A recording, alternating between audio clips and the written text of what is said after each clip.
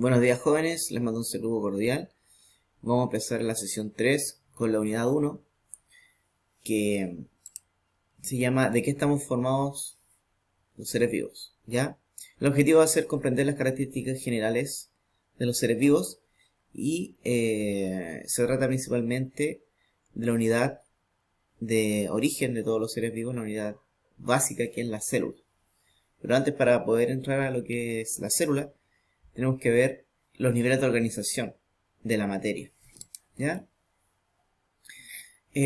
Dentro de la materia, sabemos que hay materia que es inerte, o llamado materia o factor abiótico, y sabemos que hay materia viva, o el nivel biótico o biológico. Y quiere decir que estos que están acá son niveles de organización de los seres vivos, ¿ya? Y los que están acá son niveles de la materia que no tiene vida.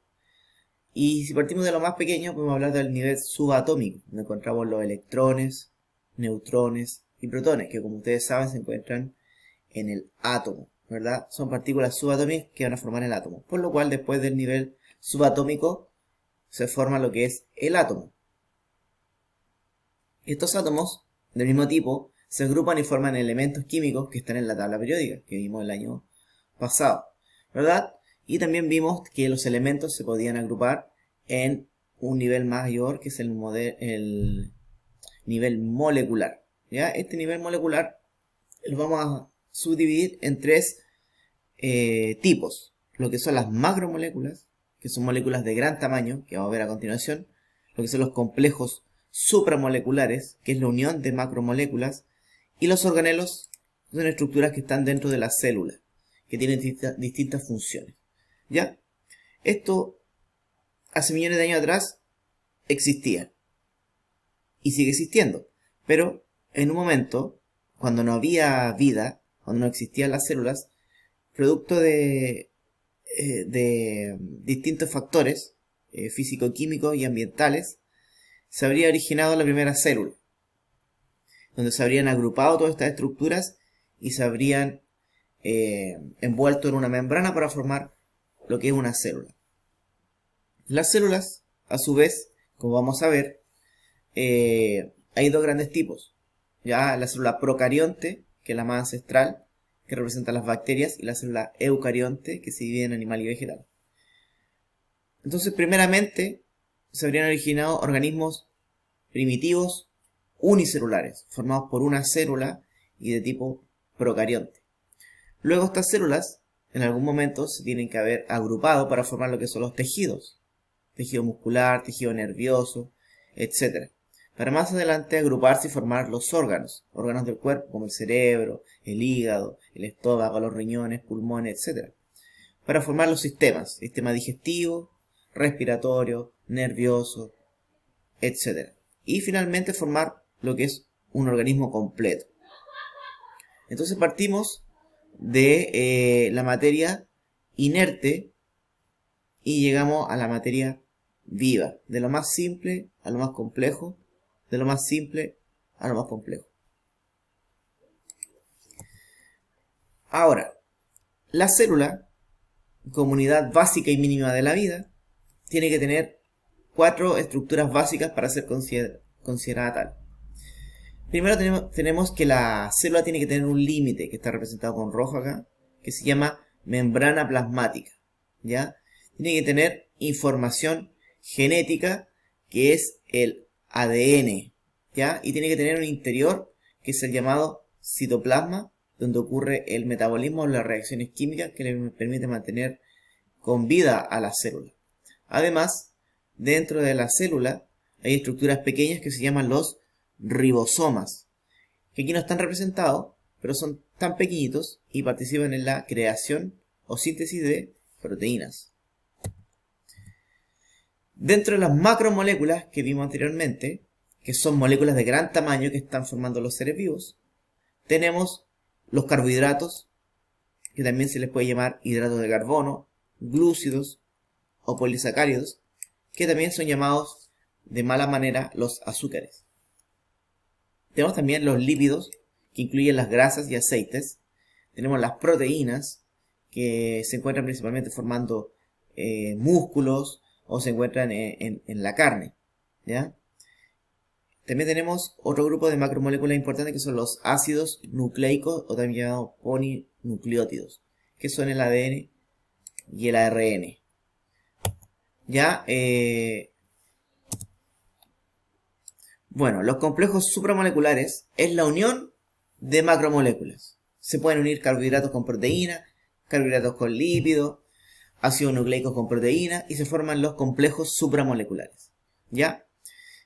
Como su nombre lo dice, son supra, son mayor a las moléculas, o sea, un complejo mayor, de mayor tamaño.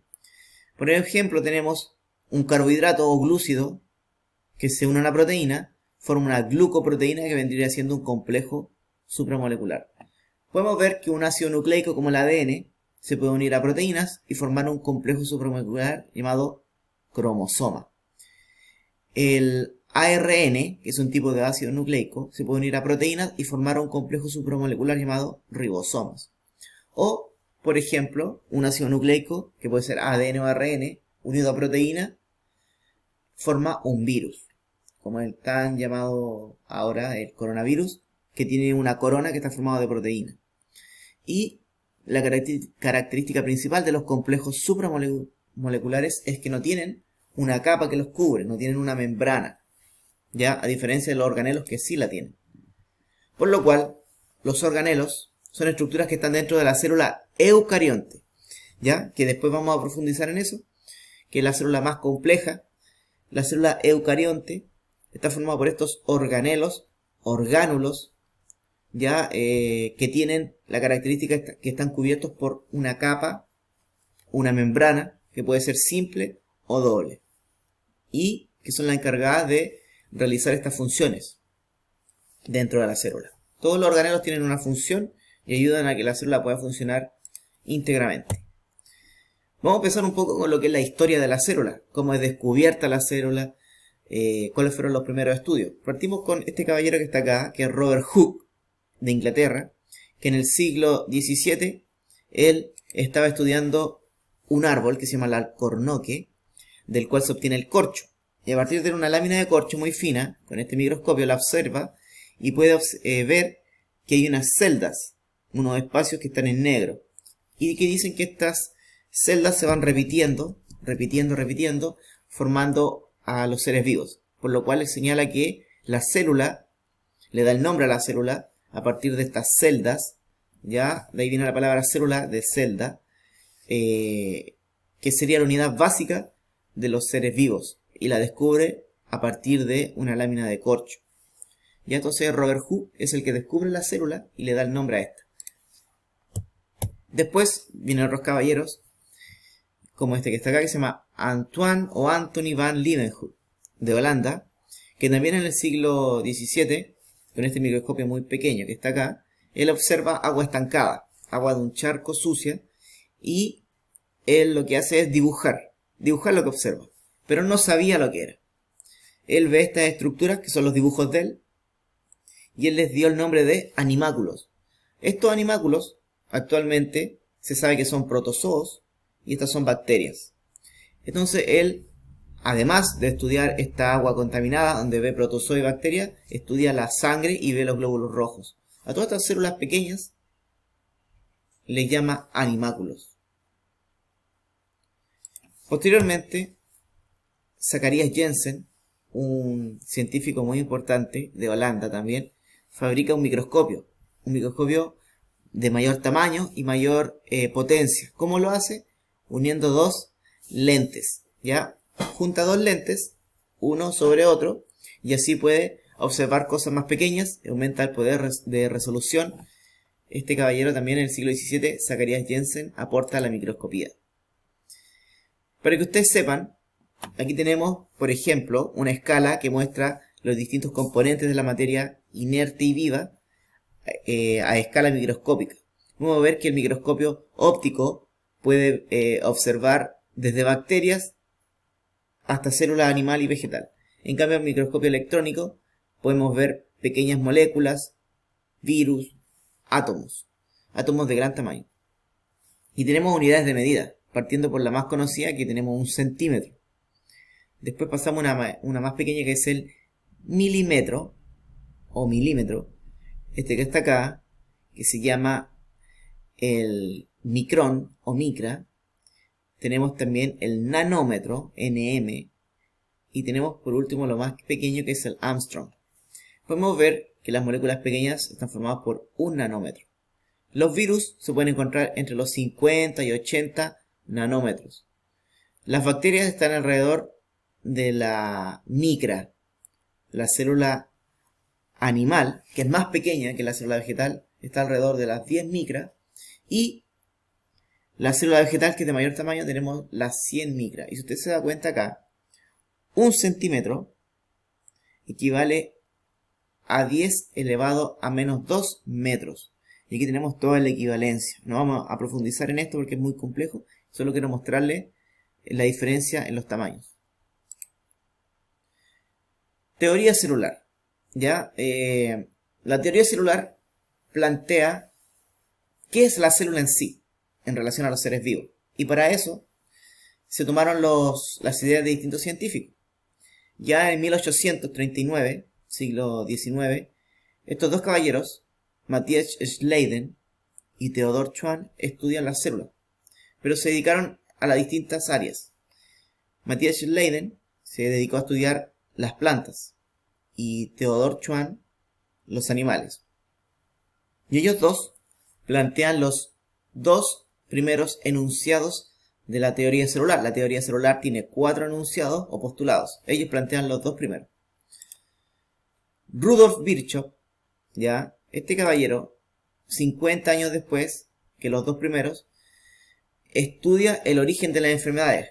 Cómo se contagiaba una persona con una enfermedad, cómo se traspasaba una enfermedad de una persona a otra, cómo se podía reproducir una enfermedad en los seres vivos, y estudia y propone el tercer postulado de la teoría celular, que dice que toda célula viene de otra anterior. Por eso él se dio cuenta al estudiar las enfermedades que un enfermo podía contagiar a otra persona y traspasarle estas bacterias y generar la enfermedad.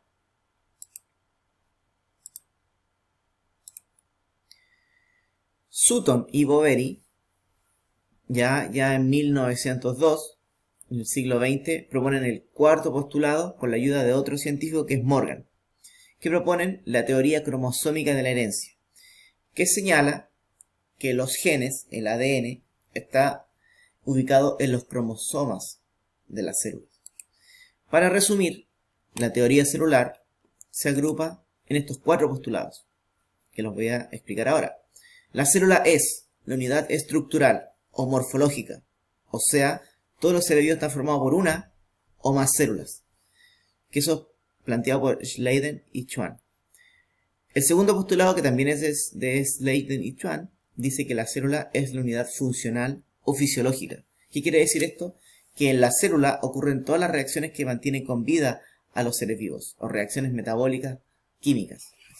El tercer postulado es planteado por Rudolf Virchow, que estudiando las enfermedades señala que toda célula viene de otra preexistente, o sea, no puede existir una célula si no existe otra anterior, a excepción de la primera célula que se habría originado hace millones de años, que eso existe en teoría solamente, pero las células en sí se originan de otra anterior, no se puede originar una célula de la nada. Y por último, la unidad de herencia de los seres vivos, que señala que dentro de la célula se encuentra el material genético, que es el ADN, agrupado en los cromosomas. Eso es la sesión que habla principalmente de las características generales de los seres vivos y lo que es la teoría celular.